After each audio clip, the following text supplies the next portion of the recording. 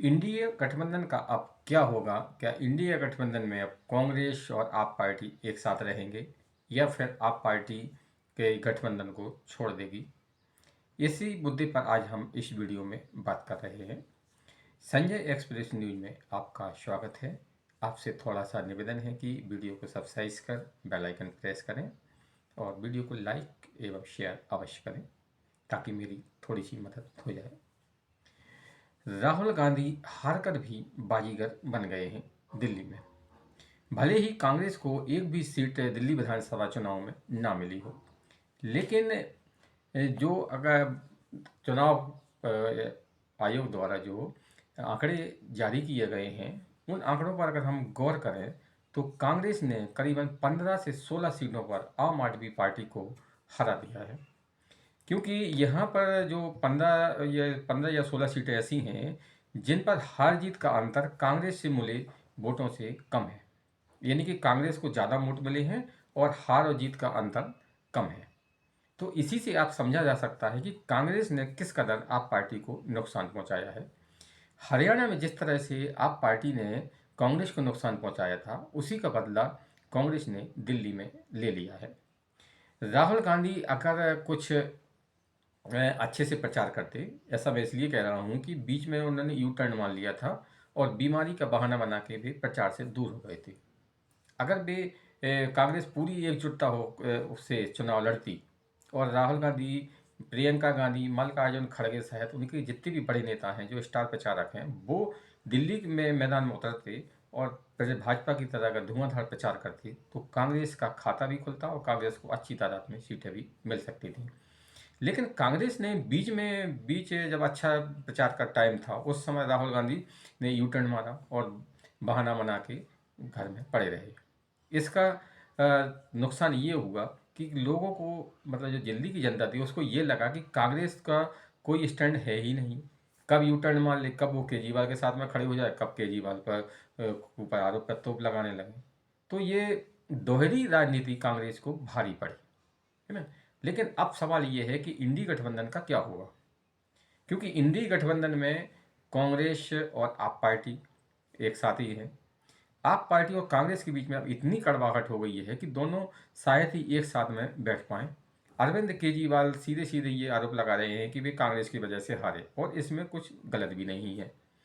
लेकिन अरविंद केजरीवाल के आरोपों से ये नहीं है कि कांग्रेस चुनाव लड़ना ही छोड़ दे, है ना। अगर आप पार्टी हरियाणा में चुनाव लड़ सकती है, गुजरात में चुनाव लड़ सकती है और कांग्रेस को नुकसान पहुंचा सकती है, तो कांग्रेस को भी ये हक है कि वो कहीं भी चुनाव लड़े। पंजाब में भी चुनाव लड़ सकती है और दिल्ली में भी चुनाव लड़ सकती है। ऐसा नहीं है कि आप पार्टी को नुकसान होगा, केजरीवाल हार जाएंगे तो कांग्रेस उसके डर से घर बैठ जाए। तो इसमें कांग्रेस की कोई गलती दिखाई नहीं देती है। आप पार्टी खुद ही अपने हाथों फाड़ी है। उसका कारण ये है कि अरविंद केजरीवाल ने जो किया, एक तो आपने सबसे बड़ी गलती ये की कि जेल से में रहकर सरकार चलाई। उसके बाद में आपने जो यमुना में जहर वाला बयान दिया, है ना, कि अगर हरियाणा सरकार लंबे समय से यमुना में जहर मिला रही होती तो दिल्ली में बहुत सारा नरसंहार क्यों नहीं हुआ, बहुत सारे लोग क्यों नहीं मारे गए, है ना?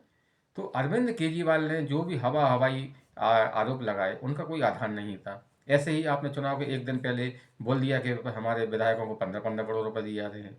आपके पास में कोई सबूत तो रहते नहीं हैं। जब आप फंस जाते हैं तो आपके नेता माफ़ी मांग लेते हैं। तो ऐसे कैसे चलेगा? अब एसीबी जब आपके घर में जांच करने के लिए पहुंची तो आप घर से बाहर ही नहीं निकले। आपने वकीलों की फौज खड़ी कर दी। तो आप क्या समझते हैं कि जनता को कुछ दिखाई नहीं देता है? जनता को सभी कुछ दिखाई देता है और इसके परिणाम आगे चलकर आपको भोगने पड़ेंगे। वैसे भी आप सर जी है, यानी अरविंद केजरीवाल जी जमानत पर है और शराब घोटाले में ये आरोपी भी हैं। तो इनके ऊपर केस चलेगा और हो सकता है कि ये कुछ दिन बाद जेल भी चले जाए। हम्म? और क्योंकि अब इन्होंने एसीबी में जो शिकायत की है, अब उसकी जांच पूरी उससे होगी। भाजपा की सरकार बनते ही जो इनकी सरकार ने 11 साल में घोटाले किए हैं वो भी अब सामने आएंगे, है ना।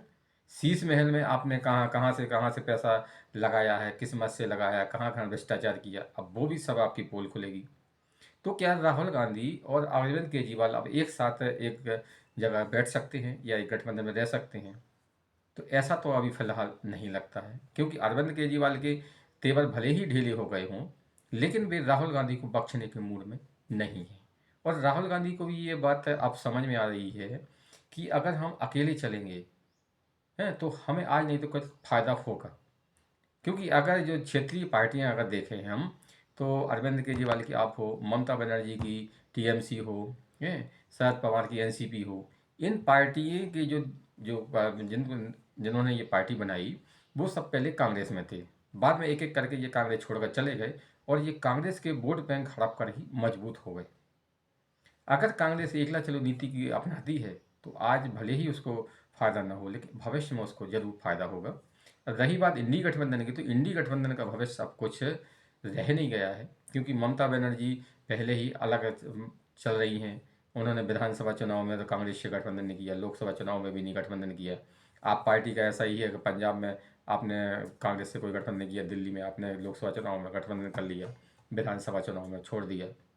तो ऐसे में इंडिया गठबंधन के अंदर इतने विरोधाभास हैं कि अब उस गठबंधन का कुछ मतलब नहीं रह गया। भले ही वो अस्तित्व में रहे, लेकिन उससे न तो भाजपा को न मोदी जी को कोई फर्क पड़ने वाला है।